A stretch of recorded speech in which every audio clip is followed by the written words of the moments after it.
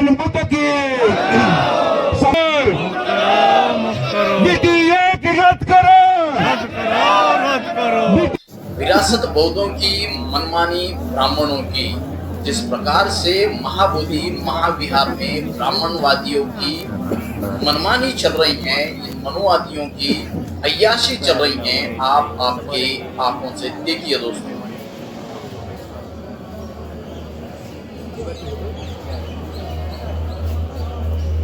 दीवान जन सेवा केंद्र एवं चूल्हाघर के बगल में और डॉक्टर भीमराव अंबेडकर बुद्ध विहार के प्रांगण में, महुआ रामपुर रोड। ये रामपुर रोड है।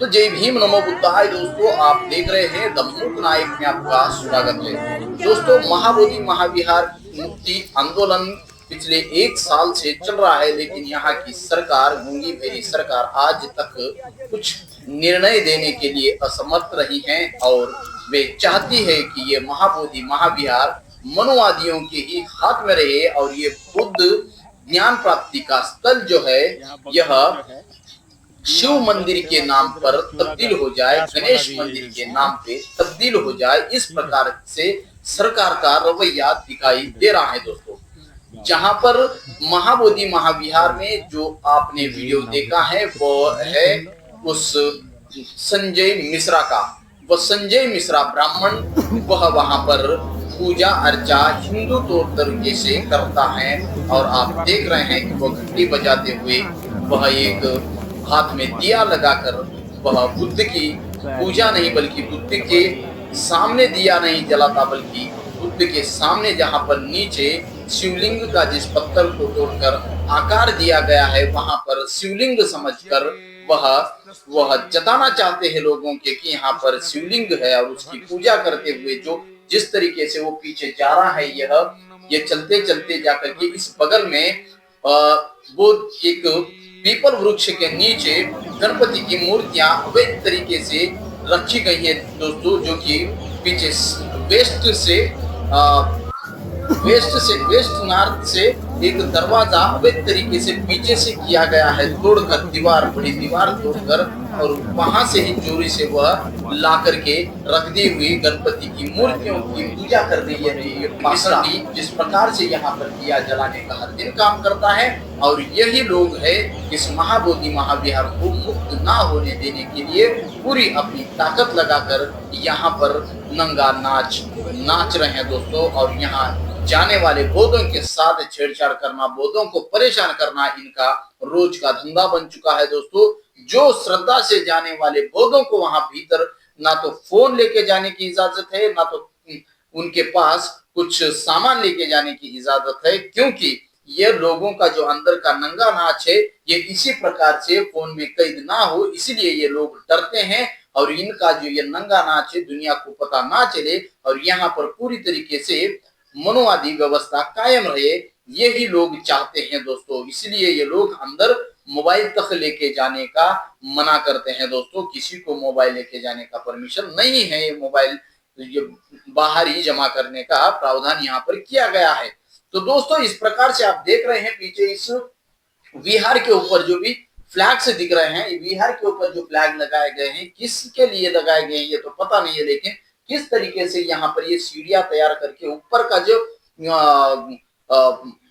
ऊपर जो शिखर है वह सोने का है, कहीं ना कहीं ये वो शिखर भी सोने का जो गुम्मट है वो भी बदलने में कम नहीं करेंगे, क्योंकि पूरा का पूरा सोने का है और यह सीढ़ियां लगाकर ऊपर चढ़ रहे हैं। कुछ ना कुछ गड़बड़ करेंगे ये लोग, क्योंकि ये नहीं चाहते कि यहाँ पर बुद्धिज्म का कुछ ना कुछ भी यहाँ पर रहे। ये पूरी तरीके से अभी मनुवादी विचारधारा से यह गणपति का मंदिर या शिवलिंग बताया जा रहा है उनके तरफ से, तो जिस प्रकार से वो वही चाह रहे हैं कि इसे बौद्ध स्थल नहीं बल्कि इसे गणपति का मंदिर या तो यहाँ पर शिवलिंग यानी शिव का मंदिर घोषित करने के चक्कर में लगे हुए हैं। और आप कितना जागरूक है और आप कितने जागरूकता से इसे फाइट कर रहे हैं और कितने ताकत से आप खड़े होकर के इस महाबोधि महाविहार को मुक्त करने के लिए आप घर घर से निकलकर इस आंदोलन में शामिल हो रहे हैं, ये आपके ऊपर प्रश्न है दोस्तों। और इस महाबोधि महाविहार के लिए जो भी आंदोलन हो रहा है वह आंदोलन को भी पूरी तरीके से समाप्त करने का प्रयास चल रहा है। जिस प्रकार से आप देखिए डॉक्टर अंबेडकर बुद्ध विहार प्रांगण महुआबाद रामपुर रोड को जो फिर से भिक्षु संघ वहां पर आंदोलन कर रहा है और वहां पर जाकर के पुलिस उनको तंग करने में कोई कसर नहीं छोड़ रही है। तो आप इससे पहले जो बुद्ध विहार में बैठे थे वहां क्यों नहीं बैठे? क्या इस पुलिस वाले को पता नहीं है कि आंदोलन क्या बंद कमरे में या बौद्ध विहारों में बैठ के किए जाते हैं? आंदोलन को सरकार को दुनिया को दिखाने के लिए, हमारे ऊपर जो अन्याय हो रहा है दुनिया को दिखाने के लिए, सरकार को दिखाने के लिए सड़कों पर उतरकर किसी एक जगह सरकारी जगह पर बैठकर ही आंदोलन किया जाता है। लेकिन वहां की मनोवादी सरकार ना तो जगह दे रही है, जो भी खुद की जगह है वहां पर भी बौद्धों को, जो आंदोलनकारियों को परेशान करने में सरकार कोई कसर नहीं छोड़ रही है। पूरी तरीके से ये दुनिया से छुपाने का जो नाटक यहाँ की सरकार का चल रहा है, और ये एक तरफ तो दुनिया घूमने का नाटक करके यहाँ के संविधान को सर को लगाकर यहाँ के अवैध तरीके से यहाँ बौद्धों को किस प्रकार से अन्याय कर रहे हैं, और क्या ही बौद्ध अभी इन पर उम्मीद कर सकते हैं कि यहाँ इस देश में बौद्धों को न्याय मिल सकता है।